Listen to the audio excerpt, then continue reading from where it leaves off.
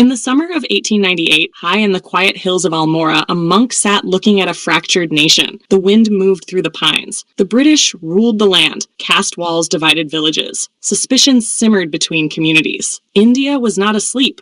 She was exhausted. On June 10, 1898, Swami Vivekananda picked up his pen and wrote to a schoolteacher from Nainital, Mohammed Sarfaraz Husain. What he wrote was not diplomacy. It was not flattery. It was a diagnosis and a blueprint. Before we go further, tell us in the comments, from where are you listening to this? Because this story belongs to every corner of India. Then came the line that still shakes the conscience of the nation. Open quote. For our own motherland, a junction of the two great systems, Hinduism and Islam, Vedanta brain and Islam body, is the only hope. I see in my mind's eye the future perfect India rising out of this chaos and strife, glorious and invincible, with Vedanta brain and Islam body. Close quote. Pause there. He did not say tolerance. He did not say adjustment. He said junction. This was not a compromise. It was a fusion. What did he mean by a Vedanta brain? Vivekananda believed that Advaita Vedanta, the non-dual philosophy of oneness, was the highest intellectual summit humanity had reached. If all existence is one, if every soul is divine, if there is no other, then hatred becomes ignorance and oppression becomes spiritual blindness. That was the brain. Expansive, fearless, philosophical, cosmic. But here's where he was brutally honest. He said Hindus discovered Advaita, but did not practice it. They spoke of oneness while enforcing division.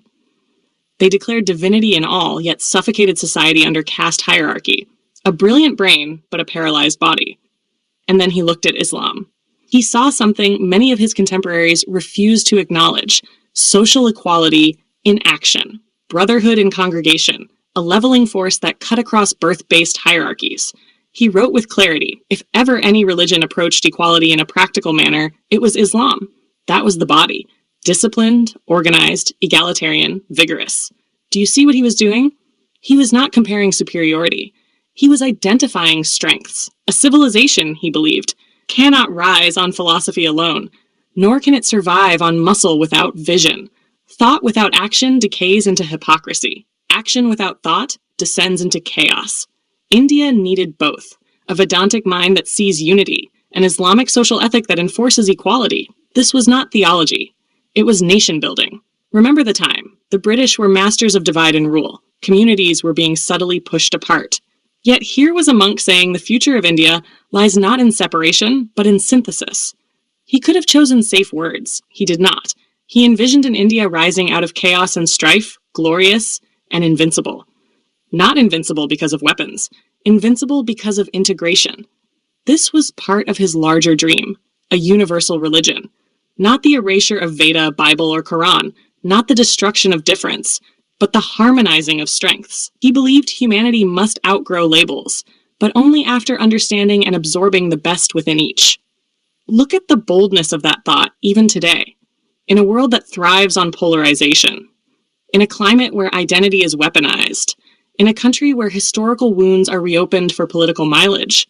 Vivekananda's words remain dangerously relevant. He did not ask India to choose between traditions. He asked India to mature. To take the soaring metaphysics of the Upanishads and anchor them in lived equality. To combine spiritual depth with social justice. To transform philosophy into policy and faith into fraternity. This was not appeasement. This was strength. He saw that civilizations do not collapse because of diversity. They collapse because they fail to integrate diversity. A brain without a body cannot move. A body without a brain cannot think. But together, they build history. That letter from Almora was more than correspondence. It was a mirror held before India. A challenge, a warning, a hope. The question is not whether Vivekananda was right.